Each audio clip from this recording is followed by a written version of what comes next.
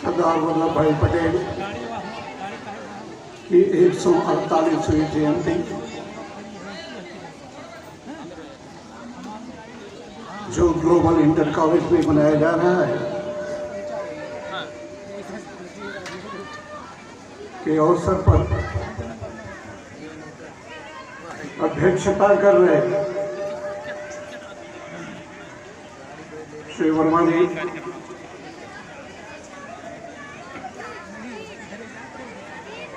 हर दिल अजीज, अच्छाई और ईमानदारी को लेकर के विख्यात इस अयोध्या लोकसभा के सांसद यशस्वी, ओजस्वी, तेजस्वी माननीय श्री लल्लू सिंह जी,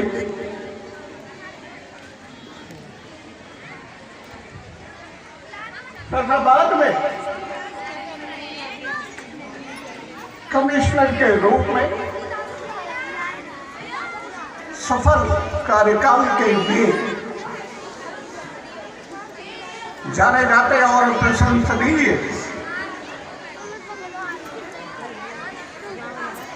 उत्तर प्रदेश में मुख्य सचिव,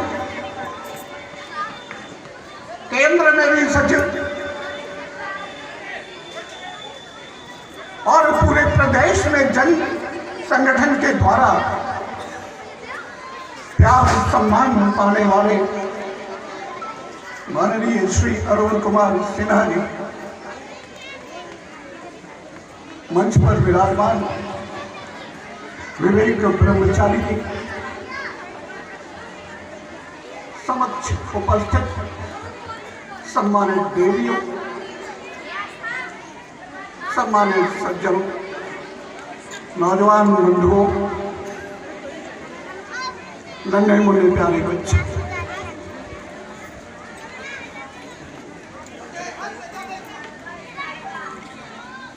आज की तारीख में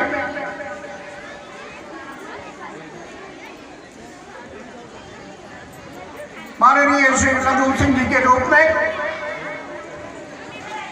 सांसद अयोध्या के रूप में इस मंच पर उपस्थित प्रार्थनीय और सराहनीय है। मैं उनको हृदय की गति से अभिनंदन वंदन स्वागत करता हूं। मैंने बताया पूरे प्रदेश में विख्यात अधिकारियों के अधिकारी के रूप में आज इस मंच पर विराजमान, जो विशिष्ट अतिथि के रूप में विराजमान हैं, श्री अरुण कुमार सिन्हा जी का भी मैं अभिनंदन वंदन स्वागत करता हूं।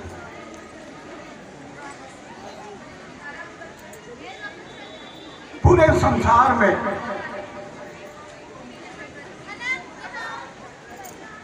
युगों युगांतर से हर युग साक्षी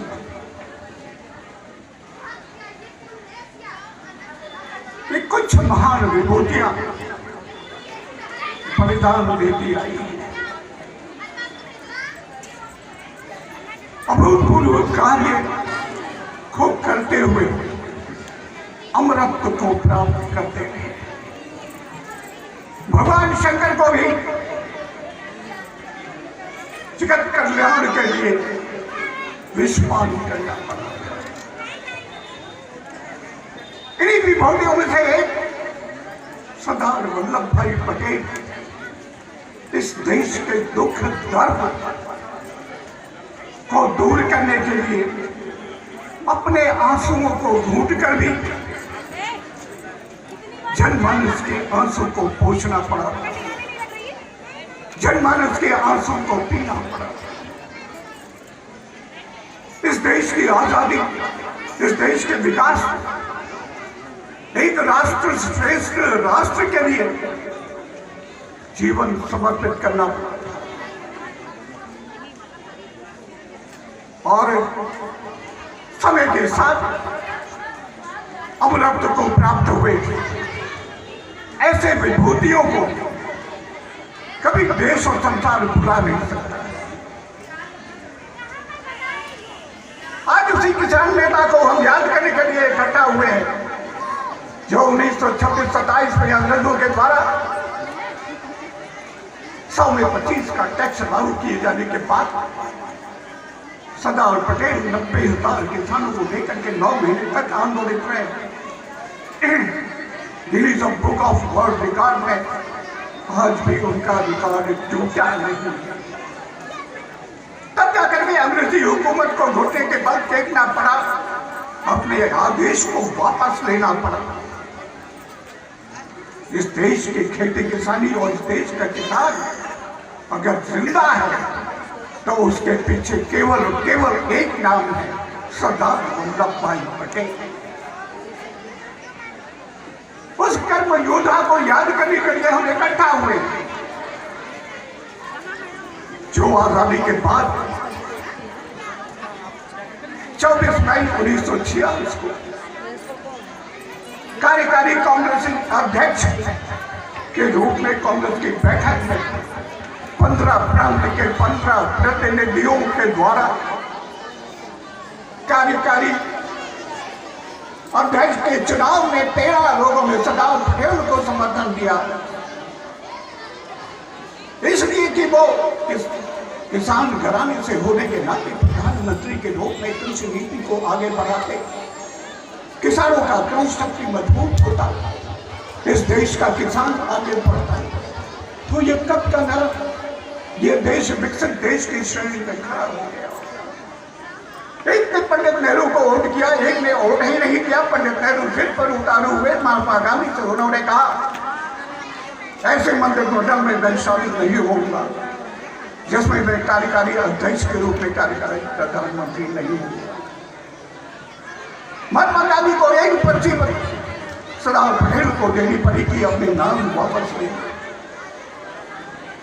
बड़ी सहजता के साथ सरलता के साथ नाम वापस ले लिया। प्रधानमंत्री की कुर्सी को इस नाते ठोकर मार दिया कि अंग्रेजों के द्वारा 565 देशी रियासतों को छोड़ने का कार्य किया गया था, जो आपस में लड़ भिड़ करके टूट जाते और इस देश में एक देश की बजाय 5-5, 6-6 देश बन जाते। सरदार पटेल की बड़ी लगन से इस दायित्व को प्राप्त करने के बाद किसी को समझा के, किसी को बचा करके, किसी को धमका करके और आवश्यकता पड़ी तो सेना भेज करके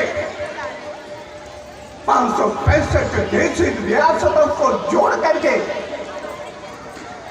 इस देश का वर्तमान नक्शा बनाया। आजादी के बाद का भारत किसी का दिया हुआ है तो सरदार वल्लभ भाई पटेल का। इस देश के नीति नियंताओं ने सरदार पटेल की हमेशा उपेक्षा की, उपहास किया, किनारे बनाए रखा, मानस पटेल को आने तक नहीं दिया। यहां तक कि सरदार पटेल जब सोमनाथ मंदिर का जीर्णोद्धार करना चाहते थे तो भी विरोध हुआ प्रधानमंत्री। प्रधानमंत्री को जीवित अवस्था में ही भारत रत्न से सम्मानित कर दिया गया, लेकिन सरदार पटेल को 1950 में 15 दिसंबर 1950 में प्रारंभ के बाद भारत रत्न से सम्मानित होने का अवसर तब मिला 2000 या 1990 में माननीय श्रद्धेय प्रधानमंत्री श्री चंद्रशेखर जी हुआ करते थे, उन्होंने भारत रत्न से सम्मानित किया। उपेक्षा और तिरस्कार की लगातार सरदार पटेल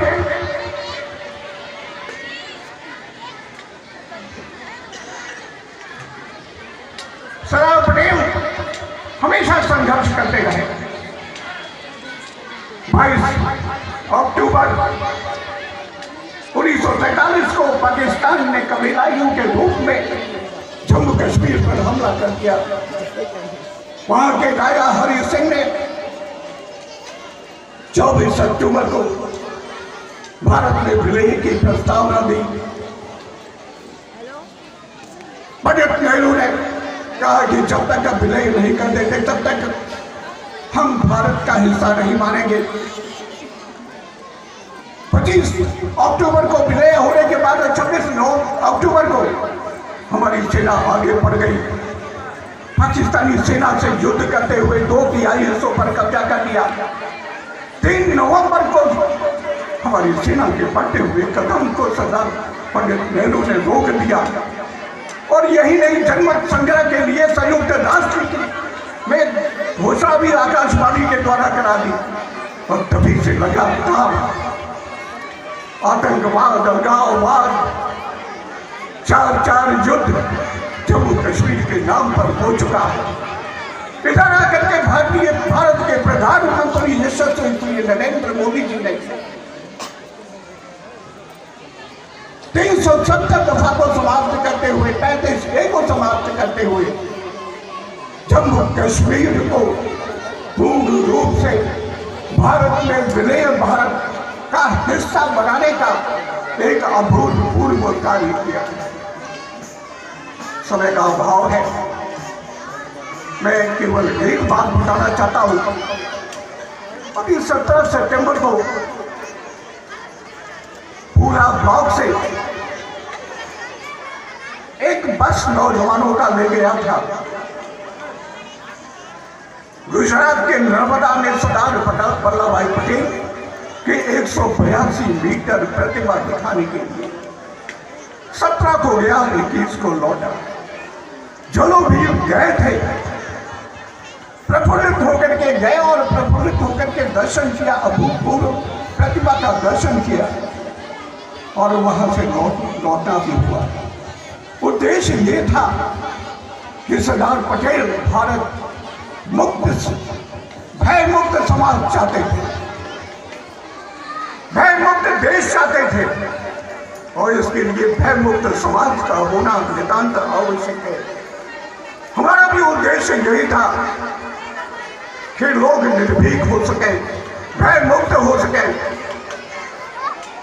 और अपने जीवन में निर्भीकता से के साथ आगे बढ़े और समाज और देश को भी आगे बढ़ाने का अनवरत रूप से कार्य करते रहे, विकास में अनवरत रूप से आगे बढ़ करके सफलता प्राप्त करते रहे। मैं इन्हीं शब्दों के साथ अपनी वाणी पर विराम देता हूँ। जय भारत, जय भारती।